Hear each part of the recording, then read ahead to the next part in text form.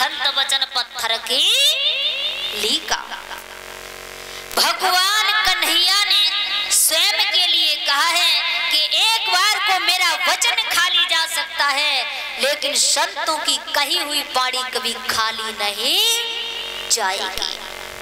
संतों की बाणी पत्थर की तरह लकीर हो जाती है क्या? और मेरी बाणी एक बार को झूठ हो सकती है। सच कह रहे हो ये बात? अगर 1 साल इंतजार कर ले, तेरे अगर बेटा ना पैदा हो जाए तो न कहीं तू भाग गई न कहीं कुआ चला गया करके मर जाना। ठीक है बाबा जी, कोई रोकने वाला नहीं है। आप कह रहे तो मैं जा रही और लला नहीं बहुत मैं मर जाऊं। बिल्कुल ठीक है, तेरा जब मन हो 1 साल का इंतजार कर लेना, और 1 साल के बाद चाहे दिन हो चाहे रात, सुबह हो चाहे साँझ, चाहे मत जाइए चाहे सज जाइए चाहे जज जाइए। ठीक है, जब टावर पे चढ़ जाऊंगी मैं।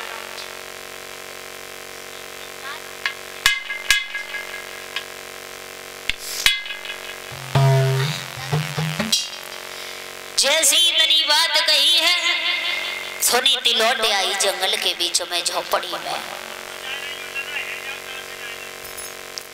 और लौटे आई जंगल में झोपड़ी में रहने लगी है। और झोपड़ी में रहने लगी, उसके बाद एक दिन राजा उत्तानपाद शिकार खेलने को चले।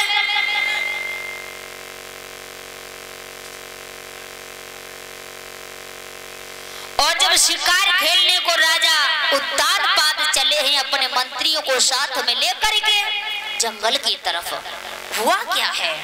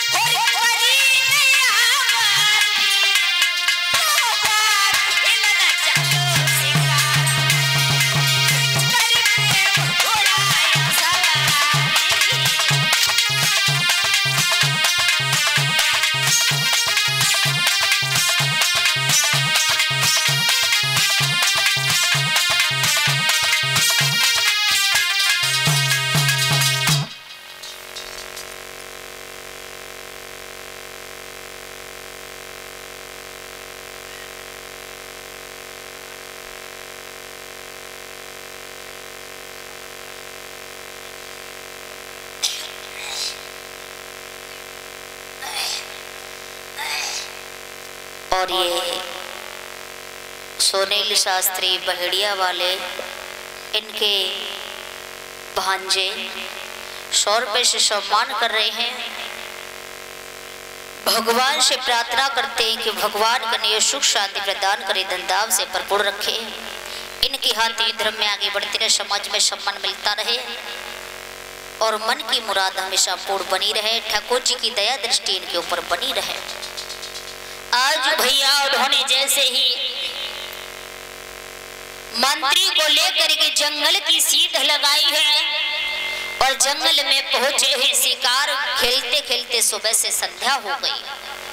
शाम को लौट करके आए, आवाज लगाई है द्वारे पर आ करके रानी सुरझी के लिए। रानी सुरझी को बार बार आवाज लगाने लगी, रानी सुरझी, रानी सुरझी। 4 बजे से ही बिस्तर लगा के लेट गई, लेकिन फाटक नहीं खोला। सोचा चलो बड़ी रानी के पास ही चलते हैं। बड़ी रानी के पास पहुंचे, द्वारे पर जा करके आवाज लगाई है, आधी रात का समय हो गया। आवाज लगाई, रानी सुनीति। एक तो डरा रही है बेचारी, और फिर भी डरते डरते उसने अपने जो झोंपड़ी का खिड़का था उस खिड़के को खोल दिया है और हाथ जोड़ की बोली, नाथ अब हमसे का भूल बनी, मैं तो गरू छोड़े आई, तुम्हारे कहने से जंगल में चली आई, मरने को गई पर मौत नहीं आई, आज हमसे का भूल बनी, जो महाराज मेरी सौत ने तुमको यहाँ पठाया है मुझे मारने के लिए। जवाब दियो रानी, आप डरो मत, मैं तुम्हें मारने के लिए नहीं आया हूँ। क्यों? फिर आज इतनी रात्रि में तुम कैसे आए यहाँ पर? जवाब दिया, रानी ये बातें बाद में करना मुझसे। घास फूस का बिस्तर लगा दिया, कोई महल तो नहीं था उसके पास जो फाटक खोलती, और उसके पास कोई बेड तो नहीं था जो बिस्तर लगाती। घास फूस को बिछा दिया, बिठा दिए। आपस में दोनों में दुख भरी बातें होने लगी हैं, और बातें होते होते सारी रात गुजर गई। भूख लगी उत्तान पाद को तो जवाब दिया है, प्यारी अगर तुम्हारे पास कछु खाए को हो तो हमें दे दो।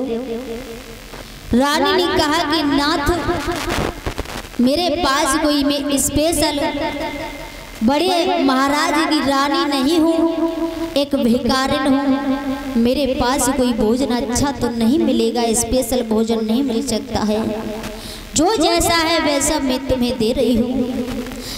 आज रानी ने जौ के टिक्कर सामने ला के रख दिए हैं। उत्तान पाद ने जौ के टिक्कर जैसे ही तोड़ा, एक निवाला तोड़ा है, मुंह की ओर ले गए, लेकिन मुंह में खा रहे हैं वो निवाला गर्दन से नीचे को नहीं उतर रहा है। अंदर को निगलना चाहते हैं लेकिन बाहर जा रहा है।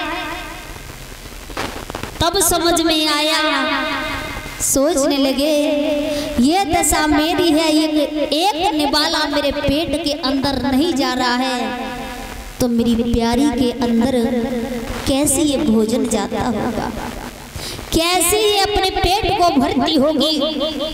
तब उनके दिमाग में लगा था, दिमाग में आया था, और ये ही बात सोची उन्होंने।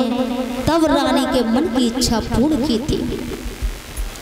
रानी के साथ में पूरी रात बिताई है, और सुबह हुआ अयोध्या नगरी की तरफ चले तो रानी खिड़के से बाहर खड़े होकर के टकटकी लगा के देखती रह गई, क्योंकि आज मुझे मेरे महाराज मिले, वो भी छोड़ के चले गए।